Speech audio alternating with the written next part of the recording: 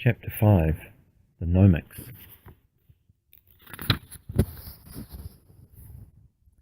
Ever so slowly, Atreyu awoke to the world.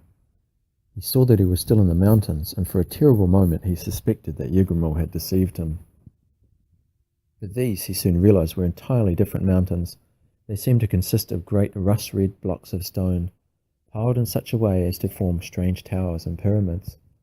In between these structures the ground was covered with bushes and shrubbery. The air was blazingly hot. The country was bathed in glaring sunlight. Shading his eyes with his hand, Atreyu looked around him and discovered about a mile away an irregularly shaped arch, perhaps 100 feet high. It too appeared to consist of piled stone blocks. Could that be the entrance to the southern oracle?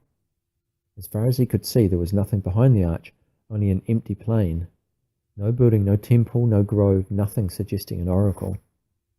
Suddenly, while he was wondering what to do, he heard a deep bronze-like voice. "Atreyu!" And then again, "Atreyu!" Turning around, he saw the white luck dragon emerging from one of the rust-red towers. Blood was pouring from his wounds, and he was so weak he could hardly drag himself along.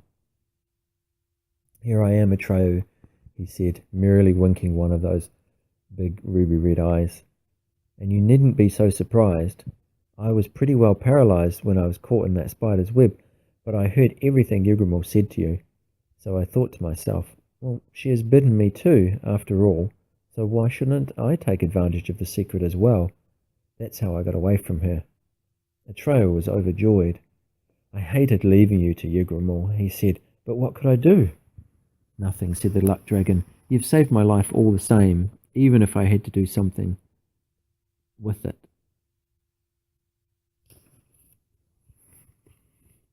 And again he winked, this time with the other eye. "Saved your life," Atreyu repeated. "For an hour. That's all we have left. I can feel Yggdrasil's poison burning my heart away." "Every poison has an antidote," said the white dragon. "Everything will turn out all right. You'll see." "I can't imagine how," said Atreyu. "Neither can I," said the luck dragon, "but that's the wonderful part of it. From now on you'll succeed in everything you attempt, because I'm a luck dragon. Even when I was caught in the web, I didn't give up hope, and as you see, I was right." Atreyu smiled. "Tell me, why did you wish yourself here and not in some other place where you might have been cured?" "My life belongs to you now," said the dragon, "if you'll accept it. I thought you'd need a mount for this great quest of yours, and you'll soon see that crawling around the country on 2 legs or even galloping on a good horse can't hold a candle to whizzing through the air on the back of a luck dragon. Are we partners?" "We're partners," said Atreyu. "By the way," said the dragon, "my name is Falknor." "Glad to meet you," said Atreyu, "but while we're talking, what little time we have left is seeping away. I've got to go do something." "But what?" "Have luck," said Falkor. "What else?" But Atreyu heard no more. He had fallen down and lay motionless in the soft folds of the dragon's body. Yggdrasil's poison was taking effect. When Atreyu, no one knows how much later, opened his eyes again, he saw nothing but a very strange face bent over him. It was the wrinkliest, shrivelledest face he had ever seen, and only about the size of a fist.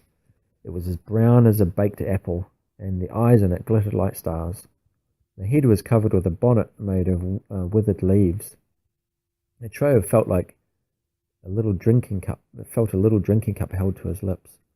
"Nice medicine, good medicine," mumbled the wrinkled lips and the shriveled face. "Just drink, child. Do you good." Atreyu sipped. It tastes strange, kind of sweet and sour. Atreyu found it painful to speak. "What about the white dragon?" he asked. "Doing fine," the voice whispered. "Don't worry, my boy. You'll get well. You'll both get well. The worst is over. Just drink, drink." Atreyu took another swallow, and again sleep overcame him.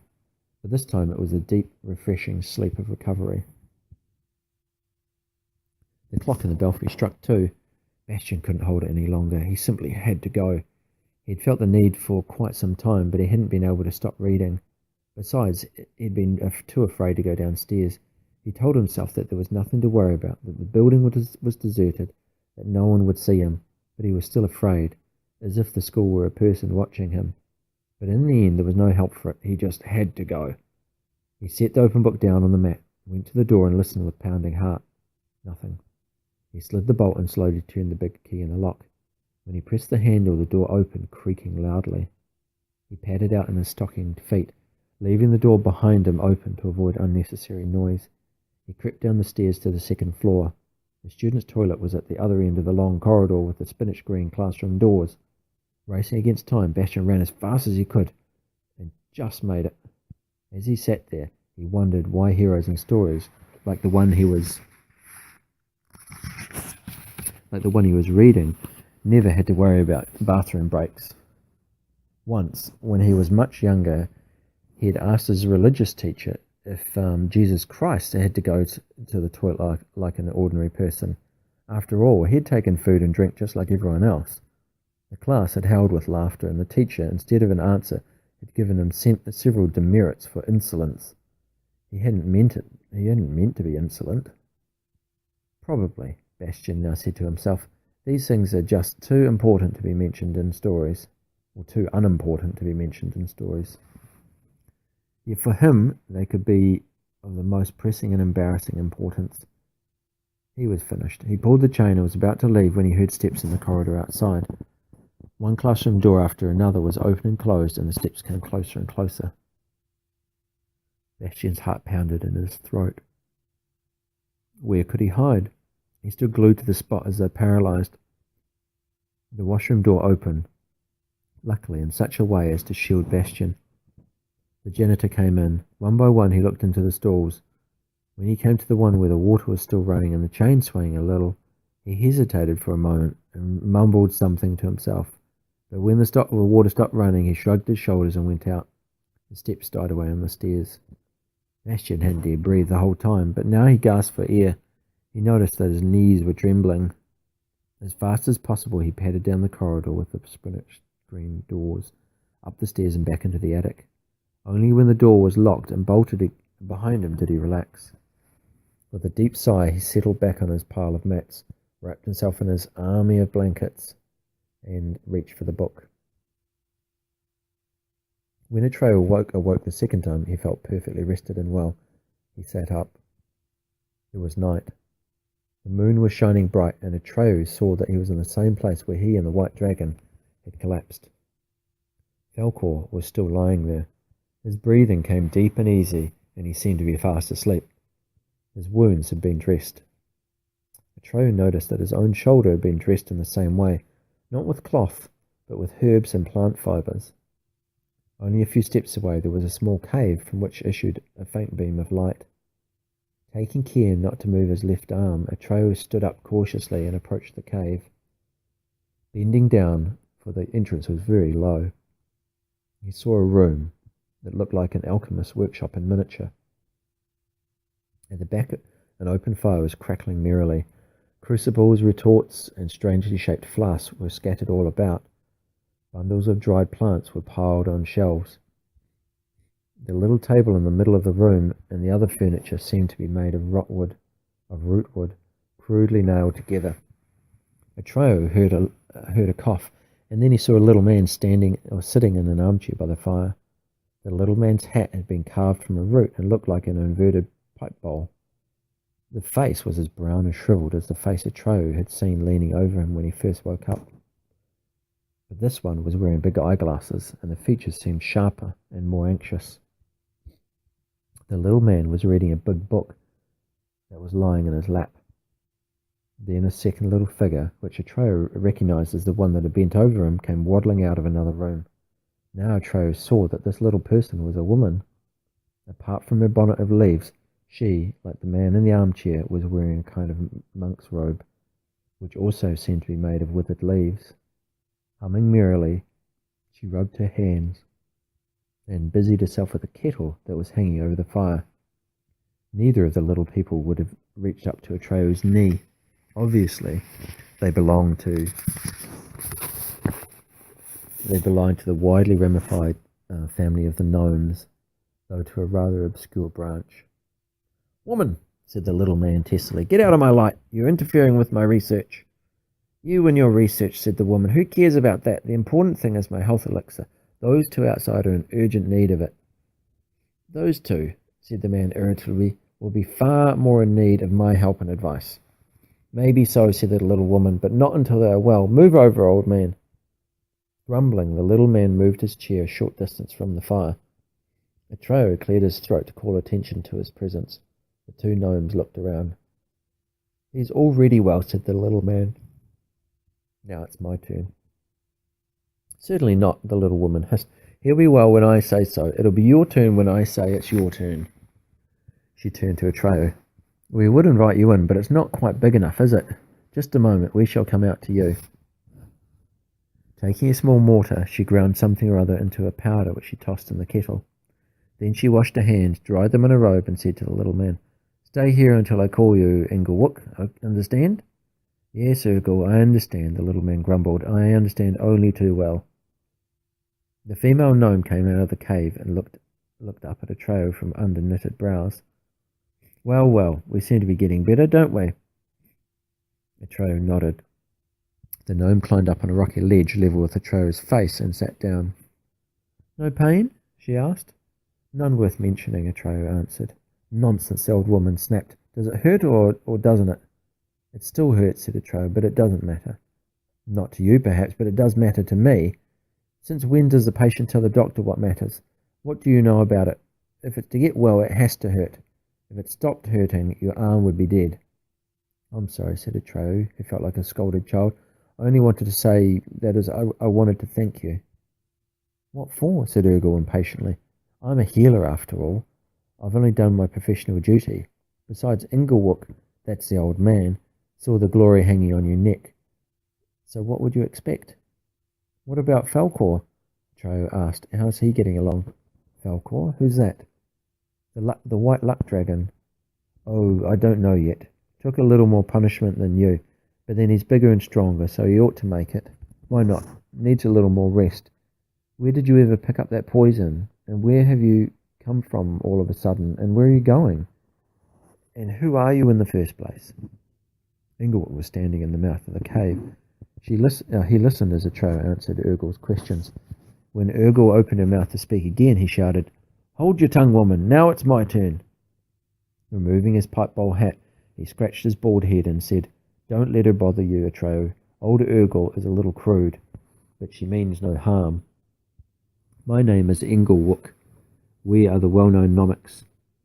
Ever hear of us? No, Atreyu confessed. Inglewook seemed rather offended. Oh well, he said. Apparently you don't move in scientific circles, or someone would undoubtedly have told you that you couldn't find a better advisor than yours truly if you're looking for Lala in the Southern Oracle. You've come to the right address, my boy. Don't give yourself airs, Urkel broke in. Then she climbed down from her ledge and grumbled to herself, vanished into the cave. Inglewook ignored her comment. I can explain everything, he went on. I've studied the question all my life, inside and out. I set up my observatory just for that. I'm in the last stage of a great scientific work on the oracle, The Riddle of Ulyalala, sold by Professor Inglewook. That's the title. Sounds right, doesn't it? To be published in the very near future. Unfortunately, a few details are still lacking. You can help me, my boy.